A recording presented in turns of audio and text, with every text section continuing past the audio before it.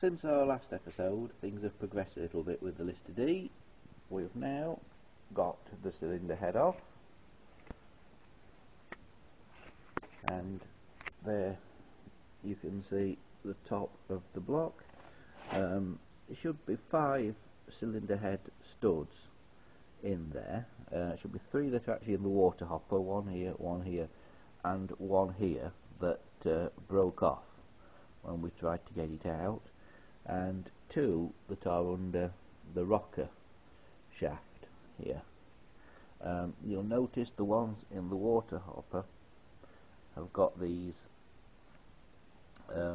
cap nuts on, which are actually made out of brass or something similar to brass. The ones in the rocker box are ordinary steel nuts.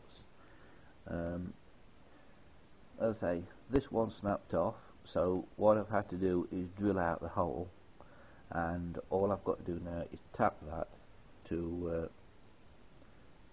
accept the thread again and make a new stud to go in it. Here's a cylinder head on the bench. As you can see, it had a coat of paint, and here is the rocker shaft that we took out, with all the rockers back on it. These of course will all slide off the end of here like this, but I try and keep them together whenever I can. Be aware, if you're taking one of these apart, this middle spacer is a slightly different size to these end two, so if you're taking one of these apart, I always reassemble it back on the shaft as soon as I can. And of course that came out of here, out of the bottom of here. You have to undo this little nut to get it out, or it's a bolt actually, and undo this little bolt to get it out, and then it will just knock through these holes in the side of the block. I use a suitably sized old bolt and just knock the entire shaft through, and as it goes through here, just pick out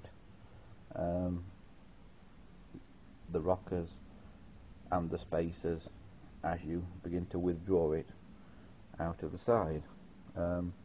Obviously there's an oiler on the end of this shaft, so you've got to knock it from this end, because you've got the oiler on the other end, so it will only go out one way.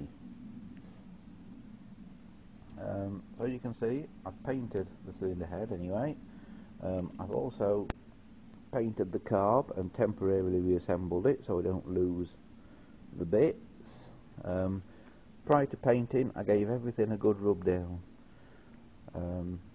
with a wire brush in an electric drill.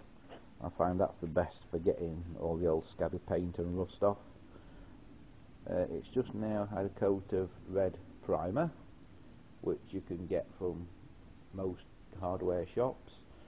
I use Wilko's primer and sometimes water it down a bit with white spirit, and this is now ready for glossing, but I probably won't put any gloss on until I've got more of it painted and more of it ready to go back together, because otherwise you just run the risk of damaging the paint finish. So there'll be more bits apart, more red primer, and that's the next plan.